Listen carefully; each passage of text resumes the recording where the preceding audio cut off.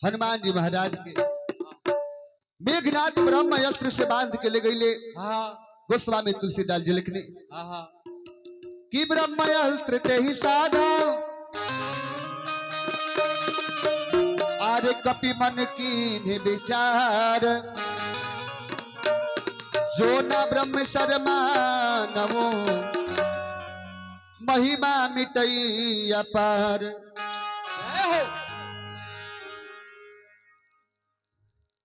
हनुमान जी महाराज वो ब्रह्म अस्त्र से बंधा के लंकापति रावण के लगे पहुंचल बनी। लंकापति रावण को तरह किए बंदर तारा ये लंका लगरी में आवे में डर ना लगल खो। अरे आवे की आ गइलो हो जाके फल चुरा चुरा खइलो सांप चोरे बाड़ो। हनुमान जी को तरह के ए रावण बड़ बड़ के बात तो मत बोलो हमरा के तू चोर कहत रहो। अरे चोर तो बड़ा तू दूसरा के मेहरारू के चोरा के लिए बड़ा हमरा के चोर कहत रहो। भलाई यही में भाई रावण राम जी के नारी के सीता जी के लिए लेकर स्वर्ग में पहुंचा दो ना तो ही लंका देखे लायक ना रह जाए और ना लंका में केहू रह जाए। ये रावण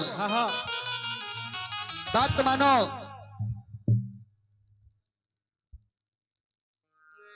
तोहर जितना अहंकार घमंड बा सब चूर चूर हो जाए। चलिए एगो एक दूगो भजन से सेवा अवर रही ओकरा बाद में हमरा जटा शंकर चिजा जी के देहल जाई वहां के समय के चीज वालों के सुनाए।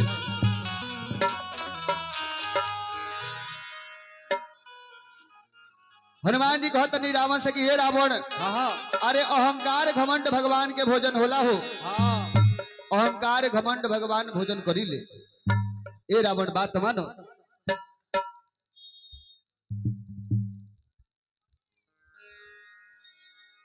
दीपक सर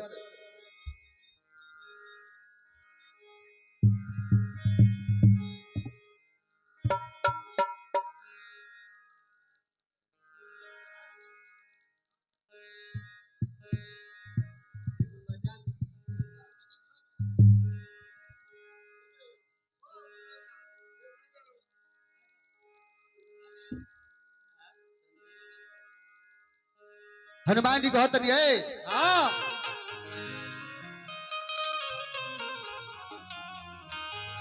तब बाबू दी कर बहुत अरे मिल जाई दंड हो। ए रावण बाबूर काम के नतीजा बाबूरे होला। ए रावण बात मानो अभी से कुछ बिगड़ल नहीं खे। तब बाबू दी कर बहुत मिल जाई दंड हो काहे कि राम के आहार हो घमंड हो।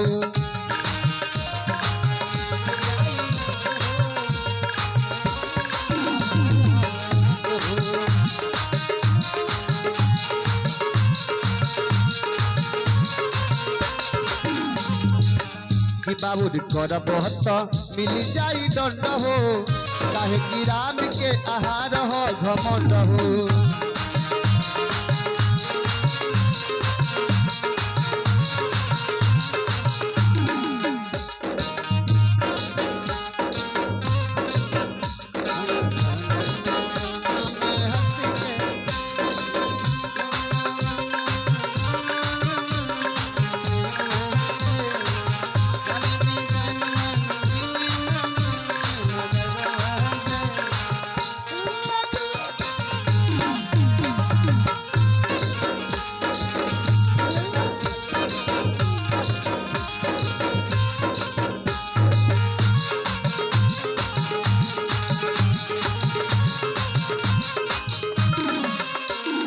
हनुमान जी कहते रहे कि ए रावण तू इतना चलती चलावत रहे इतना रगदारी चलावत रहो। अरे रगदारी कोनो काम के ना होई है भगवान राम के सामने। तू तो झूठ की चलावत रो चलती ए रोजे चलती में होते बाटे गलती। बाबा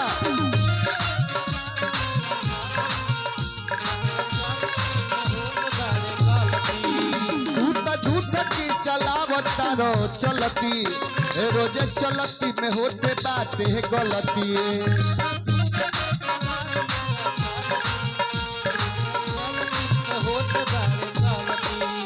एक दिन से होई सगरी पखंड हो एक बिना से होई सगरी पखंड हो काहे कि राम के आहार हो घमंड हो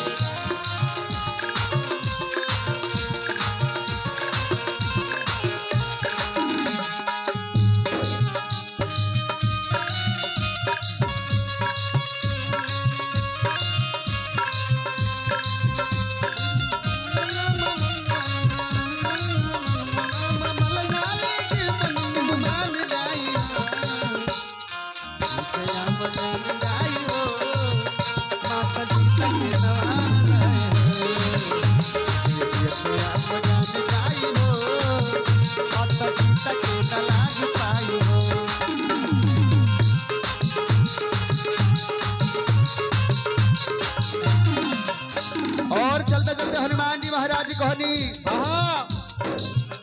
तू तो झूठो के जपता रो माला वह माला के लगवले बाड़ो गाला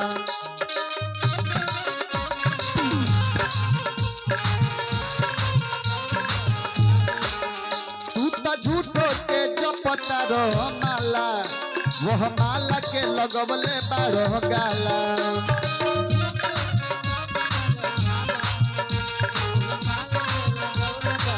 अब दिन से संग गाव सत्संग हो अब दिन से संग गाव सत्संग हो कि कहे कि राम के आहार हो घमंड हो